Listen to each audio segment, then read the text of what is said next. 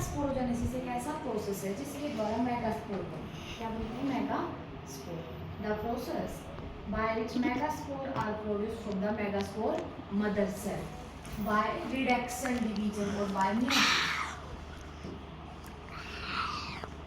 या इसको कहेंगे रिडक्शन डिवीजन।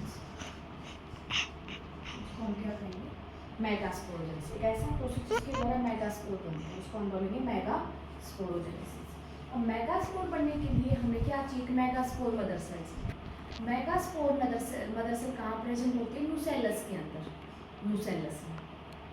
तो न्यूसेलस के अंदर सिर्फ एक सेल बिहेव करती है as a megaspore mother cell.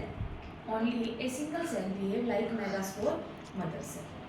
वो सिंगल सेल हम कैसे पहचानेंगे? वो हमेशा माइक्रोपाइल एंड की तरफ मिलेगी, बड़े साइज की मिलेगी, डेंस उसका साइटोप्लाज्म होगा और प्रोमिनेंट न्यूक्लियस होगा। एक ऐसी सेल जिसका साइज बड़ा होगा, जिसमें डेंस साइटोप्लाज्म होगा और प्रोमिनेंट न्यूक्लियस होगा, उसको हम क्या बोलेंगे?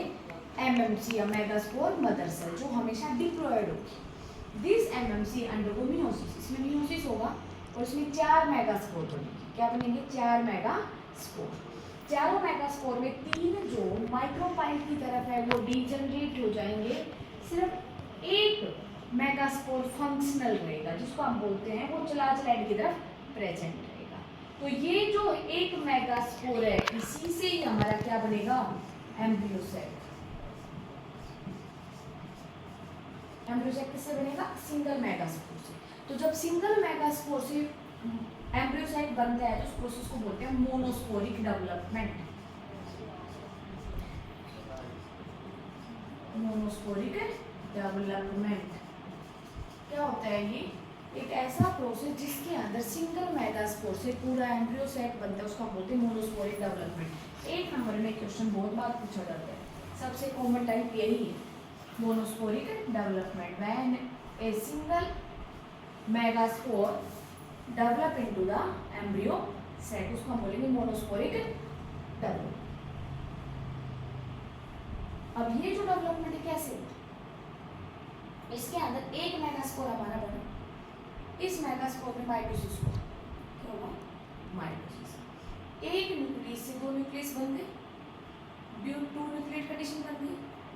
ये जो 2 न्यूक्लियस बने, इनमें बीच में सेल वॉल की फॉर्मेशन नहीं हुई, सिर्फ न्यूक्लियस का क्या हुआ? डिवीजन। दोबारा फिर माइटोसिस हुआ, दोनों न्यूक्लियस अपने पोल पे चले गए, अलग अलग पोल पे। इससे दोबारा से न्यूक्लियस बन गई, 4 न्यूक्लियस बन गई, 4 न्यूक्लियस स्टेज हो गई। तीसरी बार फिर माइटोसिस हुआ, 4 से क्या बन गई? 8 न्यूक्लियेट स्टेज बन गई। एक मेगास्पोर में एक बार माइटोसिस, 2 न्यूक्लियेट स्टेज, 2 से 4 न्यूक्लियेट स्टेज और 8 न्यूक्लियेट स्टेज। 8 मतलब 3 माइटोसिस हुए, एक तो हुआ मियोसिस और 3 क्या हुए? माइटोसिस। तीनों माइटोसिस होने के बाद जब 8 न्यूक्लियस बन गए तो इनका होगा रीअरेंजमेंट। और रीअरेंजमेंट कैसे होगा? 3 सेल रहेंगी माइक्रोपाइल की तरफ और 3 मिलेंगे आपको चलाचल की तरफ, और सॉरी सेल कह रही हूँ, न्यूक्लियस, और 2 न्यूक्लियस चले जाएंगे बीच में, 2 न्यूक्लियस चले जाएंगे बीच में, और देन सेल वॉल की फॉर्मेशन। जब सेल वॉल की फॉर्मेशन होगी तो 3 सेल बन गई हमारी माइक्रोपाइल की तरफ और 2 सेल बन गई, 3 सेल बन गई चलाचल एंड की तरफ, और बीच में बन गए हमारे 2 न्यूक्लियस। क्या बन गए? 2 न्यूक्लियस। और इसके अंदर अगर हम स्ट्रक्चर की बात करें तो इसमें एम्ब्रियो सेल किस तरह से रहता है?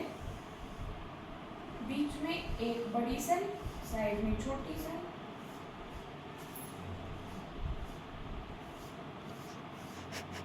दोनों सिनर्जिक। ये एग सेल, क्या दो, चाहे फीमेल गैमेट कह दो इसको। ये सेंट्रल सेल है जिसमें 2 न्यूक्लियस हैं, और ये 3 है एंटीपोडल सेल।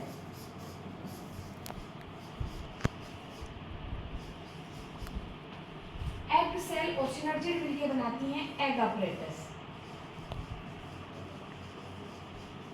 क्या बनाती है? Egg apparatus।